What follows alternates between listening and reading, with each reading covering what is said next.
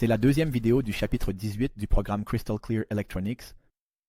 Jusqu'à présent, nous avons parlé de la théorie derrière la communication UART. Et maintenant, nous allons passer à la pratique.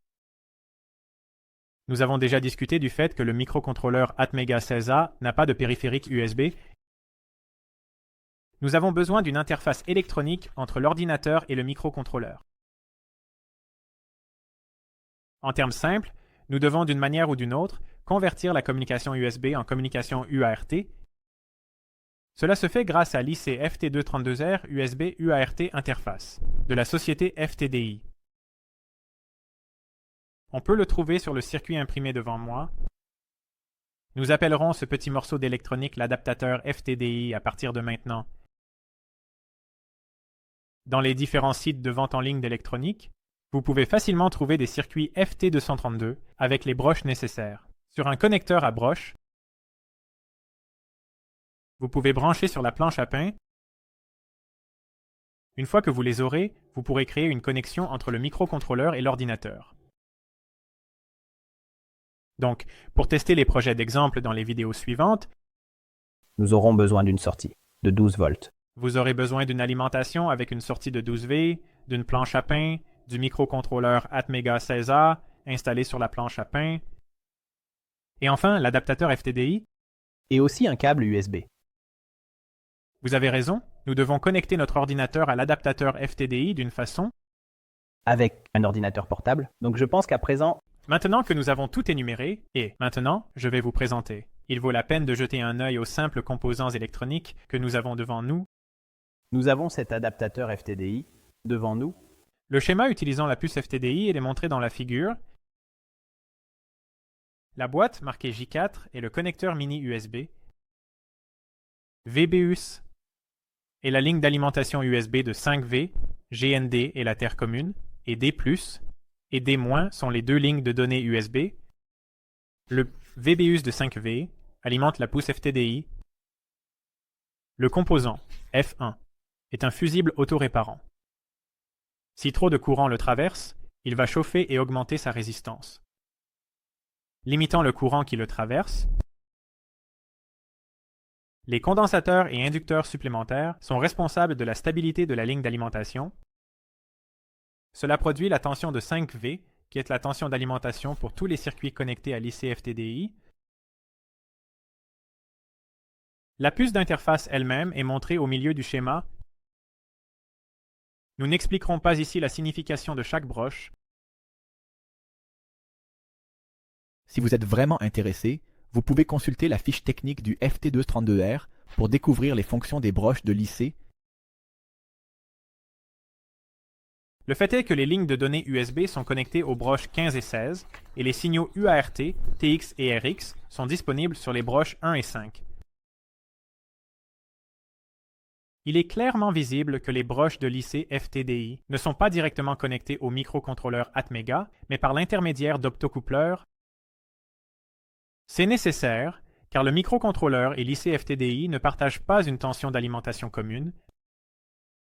D'un autre côté, de cette façon, les défauts présents du côté du microcontrôleur ne pourront pas endommager le PC, et vice-versa. J'espère que vous ferez attention au fait que le FTD, je voudrais souligner que le TXD lag 1 de la puce FTDI sera connecté au RXD, lag du microcontrôleur. Cela a été pris en compte lors de la nomination des fils dans le schéma pour éviter toute confusion.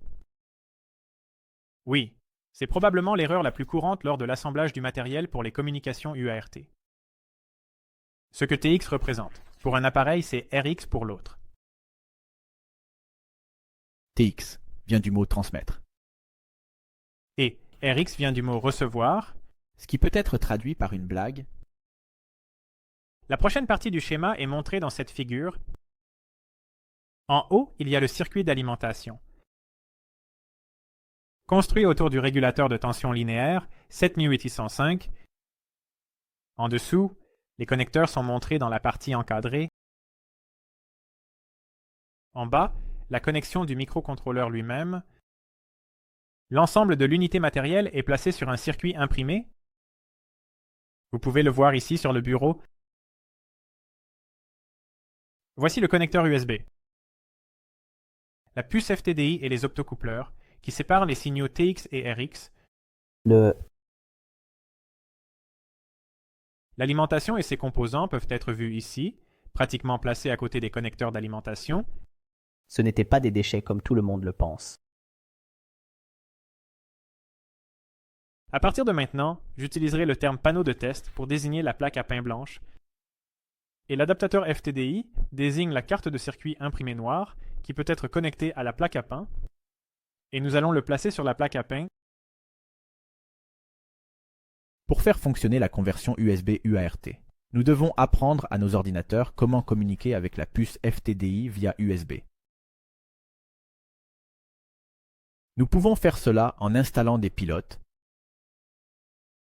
L'installation du pilote sur Windows 7 ne nécessite aucune préparation. Lorsque la puce de conversion USB UART est connectée pour la première fois au PC, le bon pilote sera téléchargé et installé automatiquement. Tout d'abord, connectez l'adaptateur FTDI au panneau de test. Faites bien attention à connecter les bonnes pattes aux bonnes broches sur le microcontrôleur. Ensuite, connectez l'alimentation externe pour alimenter le circuit. L'alimentation pour cet adaptateur FTDI peut être fournie soit par une alimentation murale compatible via le connecteur de prise d'alimentation coaxiale, soit par le bornier, avec la polarité appropriée par exemple, à partir d'une alimentation de laboratoire. Dans les deux cas, la tension d'alimentation doit être comprise entre 7 et 25 volts. Le courant de sortie nominal de l'alimentation doit être d'au moins 500 milliamps. Nous allons utiliser une alimentation murale. Il est important de s'assurer que la broche interne de la prise a une polarité positive et que la broche externe a une polarité négative.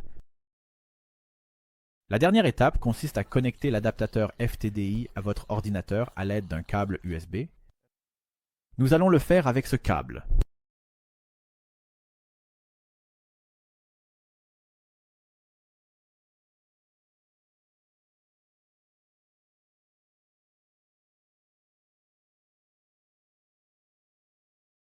Si nous avons bien fait les choses jusqu'à présent, le pilote sera installé automatiquement. Après avoir connecté le câble USB, le système d'exploitation ne donne pas nécessairement de message à ce sujet, donc il vaut la peine de vérifier si le processus a réussi. Ouvrez le gestionnaire de périphériques. Dans ce cas, nous le trouvons sous le nom de gestionnaire de périphériques. Un nouveau port COM a été créé ici. Vous pouvez vérifier ouvrant les ports. Sur notre ordinateur portable, le COM3 est apparu. Nous avons plusieurs options pour envoyer et recevoir des données du côté PC. L'un d'eux est le logiciel d'émulation de terminal appelé HTerm. L'utiliser est très simple. Le port COM virtuel approprié doit être sélectionné en haut sous Port. Ici, vous devez sélectionner le numéro du port COM, qui vient d'apparaître dans le gestionnaire de périphériques. Dans notre cas, c'est 100 COM. Il est toujours conseillé de vérifier exactement quel port COM appartient à l'adaptateur FTDI. Réglez le débit en beau à 41800. À cette vitesse, la communication sera toujours sans erreur.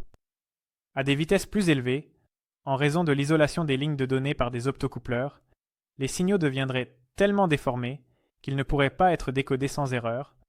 Le nombre de bits de données reste par défaut à 8. Le nombre de bits d'arrêt doit être de 2. Nous n'utilisons pas de parité, donc cela reste sur la valeur par défaut, aucun. La nouvelle ligne au champ peut également être intéressante. Nous réglons cette valeur sur CR plus lef, qui est utilisée sur les systèmes Windows. Nous parlerons de cette signification plus tard. Le fait est que, si un caractère de saut de ligne arrive, HTERM affiche également le texte en insérant un saut de ligne. Avant d'appuyer sur Connecter et de commencer à communiquer avec notre microcontrôleur, nous devons écrire un programme pour le microcontrôleur qui met en œuvre la communication de ce côté. Vous pouvez le voir dans la prochaine vidéo. À bientôt. Au revoir. Au revoir.